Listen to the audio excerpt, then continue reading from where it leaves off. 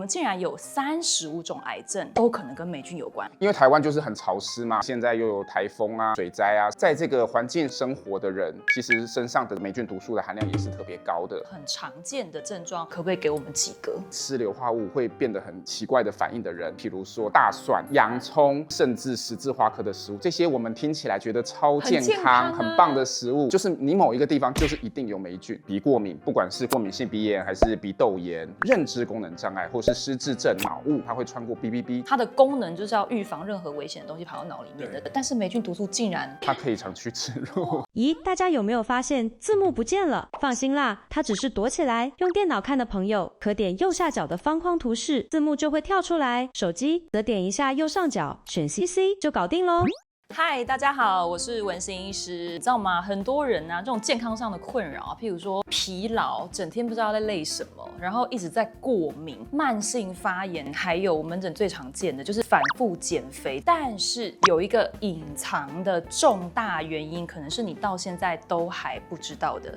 霉菌毒素。哇，讲到这个这么专业的一个话题哦，我请到了我的好朋友超全能诊所的王伟全医师来跟我们分享，让我们欢迎他。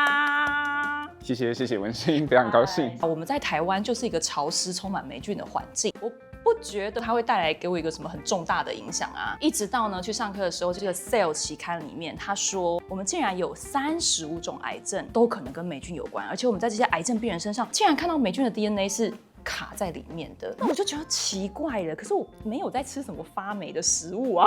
就是看到发霉我一定丢掉啊。是，那他们是怎么进到我身体来影响我的啊？我们个案里面就有人他吃那个豆干，他吃完了之后才发现，它下面剩下的东西好像有发霉。那其实我们空气中也都是充满这个霉菌的孢子，但是霉菌毒素本身它其实是没有什么味道的。所以就是意思是说，我就算没有看到它，甚至是我也不一定闻得到，它还是有可能透过饮食或者是吸入这个环境中的霉菌，然后制造霉菌毒素，或者是霉菌孢子本身进到身体里面来。等一下，我觉得我有一个很科普的问题：霉菌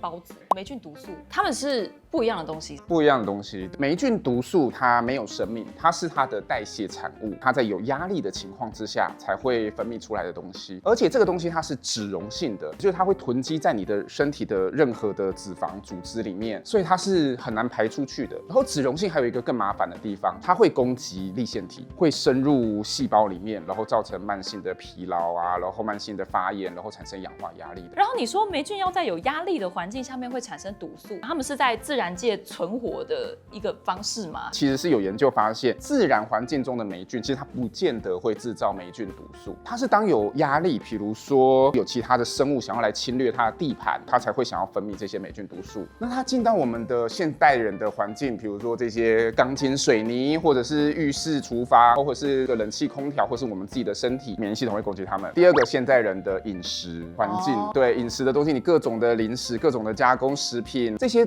环境对他来讲可能是有压力的，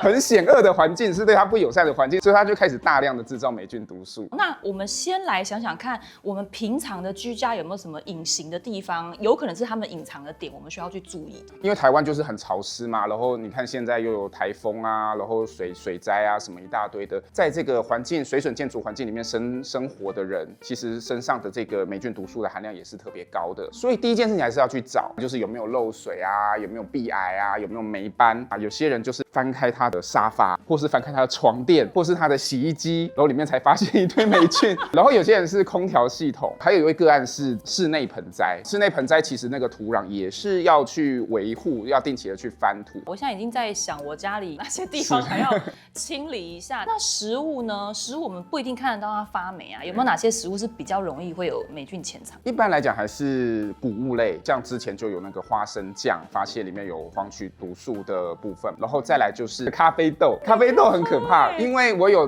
专门在烘豆的朋友，他们自己就要挑出瑕疵豆嘛。可是有很多他发现它是被霉菌侵蚀的咖啡豆，那这个里面就有可能有霉菌毒素。然后事实上也有一些研究发现，咖啡豆里面有些可以分析出来有赭曲毒素啊、黄霉毒素啊等等的这些毒素。然后再来就是莓果类的特别有机会。印象中王医师好像本人也是个被霉菌影响的过来人。没错，自己的症状跟当初怎么发现？其实最早会接触霉菌毒素，就是因为我是做增生疗法。那我自己本身就是因为很多的疼痛，加上有其他的伴随的症状，比如说我就是很严重的疲劳感。那另外就是我从小到大其实会一直流鼻水。那一开始当然就是想说，会不会是过敏源？可是我验的过敏源好像还好，所以就觉得，是不是事有蹊跷？然后后来就是认识了很多的大师，然后跟他们聊之后，他们就觉得我的症状应该是比较指向霉菌毒素，所以我才踏上了这个旅程。刚刚已经有提到一些我觉得很多人应该有共鸣的症状，如果说我们现在要整理成一些显而易见、很常见的症状，可不可以给我们几个？我有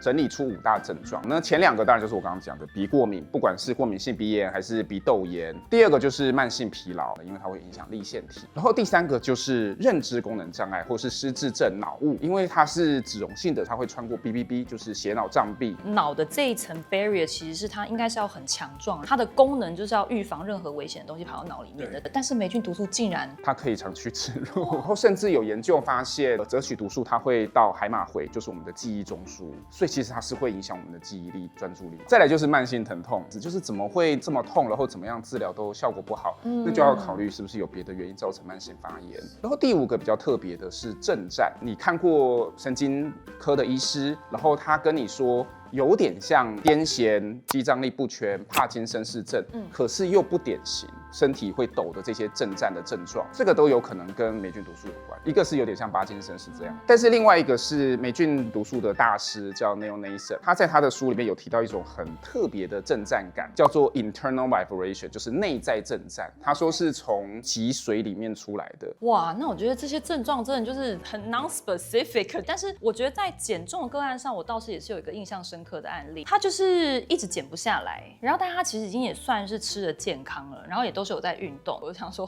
那不然我们就来验一下霉菌毒素好了，就还真的被我抓到。然后我就是先用了一些营养治疗啊，然后跟改善粒腺体的一些东西，包括点滴，然后他就他的体重就开始松动了。但我觉得他也非常的算是很认真，就是他一旦知道这件事情以后，他就去大整理他的家里。上课的时候我就问 Dr. Krista 这件事情，就说确实他临床上也看到很多人就是反复减肥减不下来这样。我觉得可能跟我们刚刚讲毒素是脂溶性的是有关系，因为我们的脂肪会想要把毒素包住。那我今天如果减了，可是霉菌毒素还在的话，那我们身体的防御系统当然自然而然的又会想要把它包回去。有没有一些也是比较特殊的，就是如果有这个症状，你也会相当程度的怀疑？其中一个就是很频尿，就是有点类似膀胱过动症。当然这个我第一个还是会先请他去泌尿科或是妇产科看，但是如果那边遇到一些瓶颈的话，我真的会建议他验霉菌毒素。但是为什么啊？我觉得第一个很大的原因可能跟念珠菌感染有关系，它会制造一个叫做焦霉毒素，各种的霉菌毒素，不管是哪一种，都会去影响我们的免疫系统。然后我们的免疫系统里面有一个叫做 TH2 的，它是跟过敏跟敏感性有关的东西。霉菌毒素它会把这个敏感性拉高，它会在你的膀胱壁里面制造很多肥大细胞。肥大细胞最有名的就是它会制造很多的组织胺，组织胺就会让你的这个膀胱变得很敏感，点点水进来就很想要收缩，就蠢蠢欲动。那还有一种对传统治疗反应不佳，没错，或者是说明明吃什么药要有什么症状改善的，但它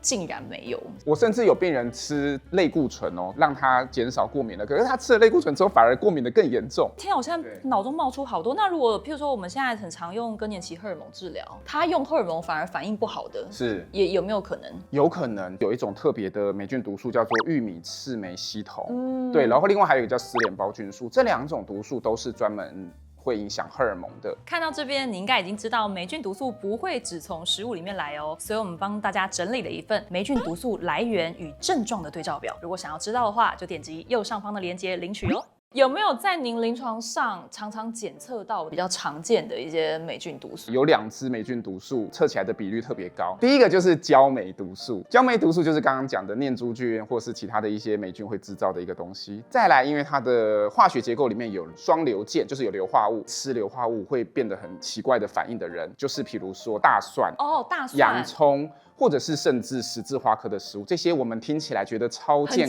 康、很棒的食物。所以如果有焦霉毒素的话，就是不管是在鼻子呼吸道还是泌尿生殖系统还是肠胃道，就是你某一个地方就是一定有霉菌。第二个叫做霉分酸，它是代表你的外界，你现在所处的环境里面有霉菌。这个霉分酸它是所有的霉菌毒素里面唯一一个水溶性的。水溶性的意思就是说，理论上你只要离开那个环境，你的身体是有办法自然把它代谢掉的。可是却验出来很高，那就代表你现在的环境也是 somewhere 就是一定有霉菌。哦，一个是外面的霉菌，对一个是里面的霉菌，一定要去找出来啦。对，好，我觉得听到这边镜头前面，你是每个人都觉得自己身上有霉菌毒素，对不对？所以如果我们一般在饮食上面有没有一些重点，可以让我们去巩固我们身体的这些系统？当然，第一个就是先戒糖啦。糖的话，对大部分的霉菌来说都是一个滋养的作用。再来就是多补充这个好油，像橄榄油、黑种草油，或是有些鱼油，有一些比较好的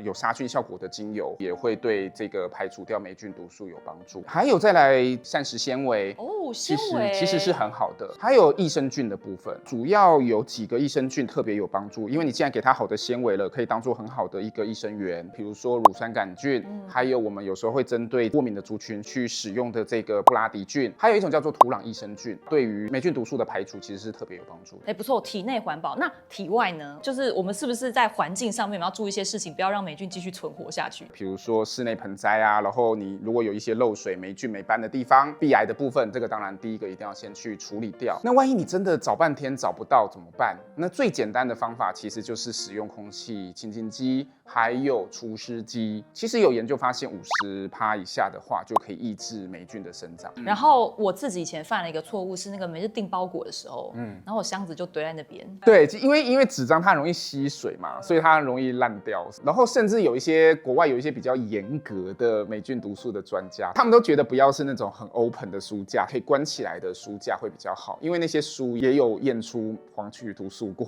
Oh my god， 我家是开放式书柜，看来要回去再大整理一下。但我相信应该还是有很多人觉得说他吃也吃得很健康，然后家里他也没有发现可疑之处，但他还是觉得霉菌毒素在干扰他，所以在治疗上面，王医师就会有一些比较特别的步骤来帮助这些人，是不是？是，第一步还是要建议要做检测，先确立诊断，每一个的排毒的方式是完全不一样的。但是我总归有4个叫做4D 排毒疗法，这个在我的新书叫做《万万没想到》里面有提到。第一个 D 就是 drain， 就是引流，再来是 detox， 开始排毒了。第3个叫做 desensitize， 就是去敏，最后一个就是 drive， 就是你要驾驭自己的人生。其实这本书我已经拜读完了，写得非常精彩。我觉得不管是一般民众或者是专业人士对霉菌想要了解，非常推荐大家一定要去看。那在里面，我觉得一般民众啊，可能可以应用的是一些精油的部分。可以先大概讲一下，说精油对霉菌的帮助是在哪里吗？因为最早那时候去上那些有关霉菌毒素的课的时候，他们都会提到一些精油，或者是我后来在查 paper 的时候啊，也发现很多治疗霉菌毒素的东西怎么都是精油才有，不管是饮食中或保健品都找不到。比如说玫瑰草，它对玉米刺霉系统的排毒率可以达到99%。然后另外就是比如说野马玉兰，然后还有桉油醇迷迭香，或者是罗马洋甘菊加上这个真正薰衣草。这2个加起来，其实对念珠菌它的浓度只要小于1%，就对于念珠菌有抑制的效果。所以精油其实对于霉菌或者是霉菌毒素都有很好的一个排毒的效果。哇，太棒了！其实王医师讲这些东西呢，书里面有写，里面都已经有教大家一些方法了。然后其实王医师也为了这件事情做了一支精油，对不对？对，没错。这支精油叫做祥霉18香，它的话就是用了18种精油，症状跟霉菌或霉菌毒素有关的话，我都非常的推荐。然后尤其是它对于刚刚讲的第一个 D 就是引流，我觉得是特别有帮助的。那怎么用可以引流啊？其实它很好推，所以就是挤个一点点在手上，是，然后稍微把它推开。睡觉的时候会有一个很重要的一个淋巴系统，叫做胶淋巴，它是跟我们的这个免疫功能很有关系的。所以如果说我们能够在睡眠的时候帮助这个胶淋巴系统可以引流的话，你会睡得很好，再来帮助排毒，再来就是对刚刚讲的认知功能也都很有帮助。大部分的研究都是针对失智症跟阿兹海默症。是，好，那很简单，就是我们可以摸到脖子前面都可以摸到脉搏嘛。那这个就是颈动脉，旁边就是有这个颈静脉跟迷走神经，还有淋巴系统都是一起走的。所以只要很简单的用手，慢慢的往心脏的方向、向心方向去做一个按摩。那不需要很大力，其实轻轻的就可以了，就可以让它有一个排毒的效果。这是第一个很重要的点。那第二个很重要的点就是在我们的这个地方，这里叫做第一颈椎横突，它在这个耳朵后面有一个硬硬的叫乳突的地方，还有下颚骨之间，也是一个凹点，凹进去的地方，对，这里的话，因为有非常多的神经交错所以很多人按起来都是很酸的，而且它也是胶淋巴系统最容易卡住的位置，所以这里按一按，其实是可以帮助睡眠，然后帮助这个胶淋巴系统的排毒。太棒了，这样就有一个可以很实质的事情可以做了，对不对？可以的，可以的，我们一定可以把霉菌毒素排出去。所以我也很好奇，就是你的症状后来改善的程度。我自己真的是大幅度的改善呢，我的疲劳感跟过敏，真的就是因为治疗霉菌毒素之后，大概9成9都好了。所以大家都几乎都可以达到这样子的状况吗？几乎都可以。然后我觉得治疗霉菌毒素就是让我很有成就感啦，然后让病人也觉得很开心。那我当然不是说你的疲劳跟这个鼻子过敏一定是因为霉菌毒素造成的，其实你只要找对了病因，治疗效果都很好。今天听下来，大家会发现霉菌跟你想象的不一样，霉菌毒素对我们造成的伤害也是非常多。不过呢，听完以后也觉得有事情可以帮助我们改善健康的，所以现在就去你家里找一找，看看家里有没有什么冷气呀、发霉的角落啊、壁癌啊、地毯啊，任何可能发现霉菌的角落，欢迎你在下面留言跟我们分享，那也可以帮助到可能跟你有一样问题的观众哦。所以我们今天非常谢谢王医师，然后也谢谢大家。如果喜欢我们的频道的话，记得帮我们订阅、分享、按赞、开启小铃铛。那我们下集再见了，拜拜。